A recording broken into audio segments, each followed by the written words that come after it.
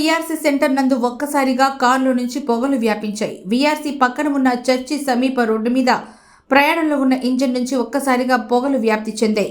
Car రోడ్డుపై నిలిపి driver పరుగులు తీయడంతో భయంతో వెనక వస్తున్న వాహనాలు నిలిపివేశారు. ట్రాఫిక్ పోలీసులు రంగప్రవేశం చేసి మంటల్ని అదుపులోకి తెచ్చి ట్రాఫిక్ ని పునరుద్ధరించారు.